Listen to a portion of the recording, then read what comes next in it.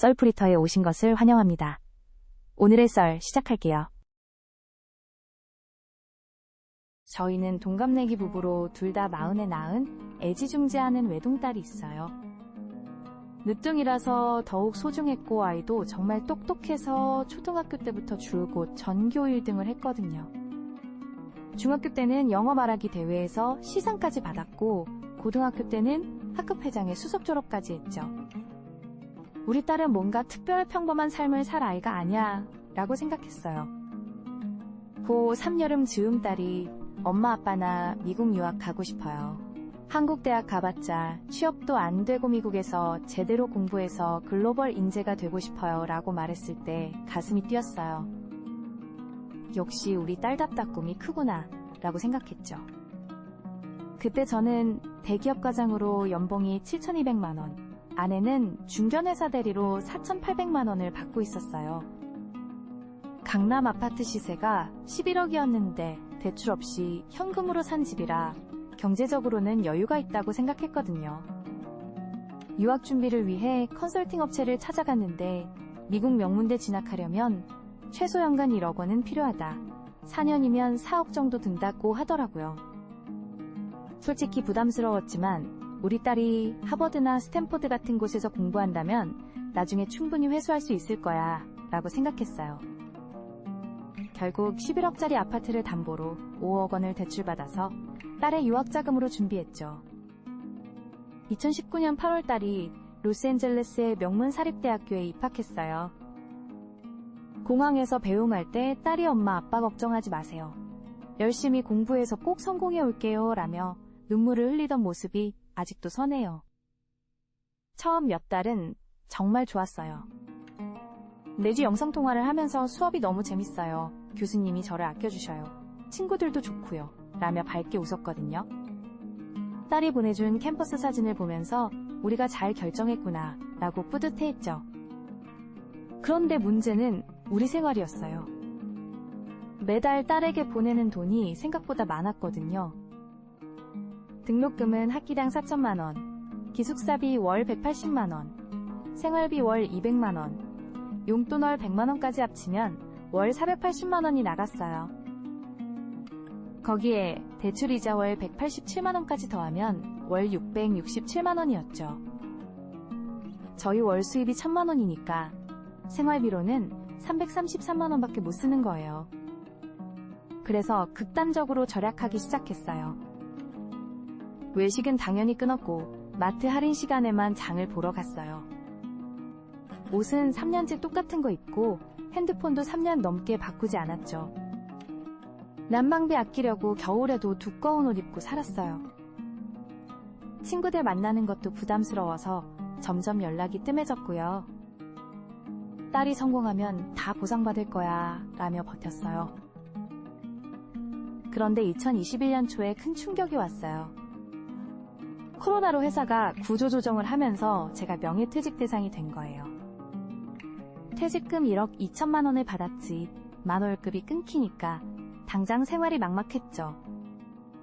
아내 월급 480만 원으로는 딸 유학비랑 대출이자도 감당할 수 없었어요.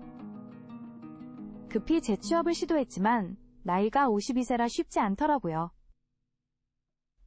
어쩔 수 없이 추가로 대출을 받았어요. 2억 원을 더 빌려서 총 대출이 7억 원이 됐죠. 이자만 월 262만 원씩 나갔어요. 저는 마트에서 상품 진열하는 일을 시작했고 밤에는 대리운전을 했어요. 주말에는 택배 상하차 일까지 했죠. 하루에 16시간씩 일해서 월 180만 원 정도 벌었어요. 그런데 딸의 금전 요구는 점점 커졌어요. 친구들이랑 여행 가는데 500만 원 보내주세요. 노트북이 고장났는데 400만 원짜리로 사야 해요. 인턴십 준비로 정장이 필요해서 300만 원 주세요. 라며 수시로 연락이 왔죠. 처음엔 공부에 필요한 거니까 라며 보내줬는데 나중엔 파티 드레스 사야 해요. 차 렌트비 필요해요. 라는 요구까지 왔어요. 2022년 말쯤 이상했어요. 딸과 통화할 때마다 바빠서 못 나가겠어요. 시험 기간이라 연락 못해요. 라며 대화를 피하려고 했거든요. 그러던 중 LA에 사는 지인을 통해 충격적인 소식을 들었어요. 네, 딸 학교에 잘 안 나온다고 하더라 친구들이랑 클럽이나 바에서 노는 걸 자주 봤다고 해 라는 거였어요. 급히 딸에게 연락했지만 전화를 받지 않더라고요. 문자로 무슨 일이야 학교는 제대로 다니는 거야? 라고 물어봐도 답이 없었어요. 그러다가 딸의 인스타그램을 보고 완전히 충격받았어요. 외국 남성들과 함께 클럽에서 찍은 사진 비싼 레스토랑에서의 파티 사진 명품백과 옷들로 가득했거든요. 공부한다며 보내달라던 돈이 다 이런 데 쓰인 거였어요. 학교에 직접 연락해봤더니 더 충격적이었어요. 해당 학생은 2학기째 수업을 거의 듣지 않고 있으, 여성적도 매우 불량합니다. 이대로 가면 퇴학될 가능성이 높습니다. 라는 답변이 왔어요. 3년 동안 15억 원을 쏟아부었는데 딸은 공부는 안 하고 놀기만 했던 거죠. 설상가상으로 2023년 초에 은행에서 연체 통지서가 왔어요. 아내마저 코로나로 회사가 어려워지면서 월급이 20% 깎였거든요. 대출 이자를 못 내면서 연체가 시작된 거예요. 3개월 연체되자 은행에서 담보물 경매 신청을 했다고 통보가 왔어요. 딸에게 마지막으로 전화를 걸었어요. 아빠의 집이 경매로 넘어가게 됐어. 네가 뭘 하고 있는지 알고 있다. 그래도 너는 우리 딸이니까 돌아와 라고 했더니 아빠 왜 그래요? 저 바빠요. 나중에 연락드릴게요. 라며 전화를 끊었어요. 그게 딸과 마지막 통화였어요. 경매는 3차까지 갔어요. 감정가 11억에서 시작해서 1차 유찰, 2차 유찰, 3차에서 8억 2천만 원에 낙찰됐어요. 각종 수수료와 세금을 제하니 7억 5천만 원을 받았는데 대출 원금과 연체이자를 갚고 나니 5천만 원밖에 남지 않았어요. 30년 살던 집을 잃고 서울 외곽 구로구 쪽방촌으로 이사했어요. 보증금 500만 원에 월세 35만 원짜리 반지하 원룸이었죠. 지금 저는 건설 현장에서 일용직으로 일하고 있어요. 하루 12만 원씩 받는데 비 오는 날이나 추운 날에는 일이 없어서 월 200만 원 정도 벌어요. 아내는 편의점에서 야간 알바를 해서 월 130만 원을 받고요. 합쳐서 330만 원인데 월세 35만 원, 생활비 250만 원을 쓰면 45만 원이 남아요. 그것도 병원비나 급한 일이 생기면 금방 바닥나죠. 몸도 많이 상했어요. 저는 무릎과 허리가 아파서 파스를 달고 살고 아내는 불면증과 우울증으로 병원을 다녀요. 15억을 날렸다는 자책감에 잠도 못 자고 친구들 만나기도 부끄러워서 집에만 있어요. 가끔 딸 생각이 나면 눈물이 나요. 딸은 2023년 중반 이후로 완전히 연락이 끊겼어요. 인스타그램도 비공개로 돌렸고 카카오톡 메시지도 읽지 않아요. 지인을 통해 들은 바로는 어떤 외국 남자와 함께 살고 있는 것 같다고 하는데 정확한 소식은 모르겠어요. 학교는 당연히 자퇴한 것 같고요.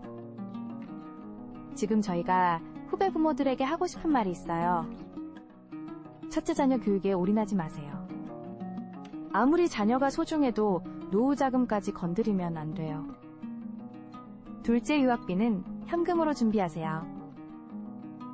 대출 받아서 보내면 이자 부담이 너무 커요. 셋째 자녀가 해외에 있을 때는 정기적으로 학교나 현지 지인을 통해 확인하세요.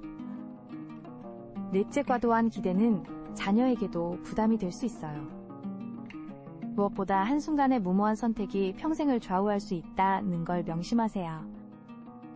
저희는 15억 원을 날리고 집까지 잃었지만 가장 아픈 건 딸을 잃은 거예요. 돈은 다시 벌 수 있어도 가족은 다시 만들 수 없거든요. 그런데도 이상하게 딸을 미워할 수가 없어요. 밤에 혼자 있으면 우리가 너무 큰 기대를 걸어서 아이가 부담스러웠을까, 혹시 우리 때문에 상처받은 건 아닐까 라는 생각이 들거든요. 지금도 딸이 돌아와서 엄마 아빠 미안해요 라고 말한다면 모든 걸 용서하고 다시 시작할 거예요. 요즘은 하루하루 버티는 게 목표예요. 건강이 허락하는 한 계속 일하면서 조금씩이라도 저축해보려고 해요. 딸이 언젠가 돌아올 날을 위해서라도 포기할 수는 없거든요. 비록 모든 걸 잃었지만 희망만큼은 놓지 않으려고 해요.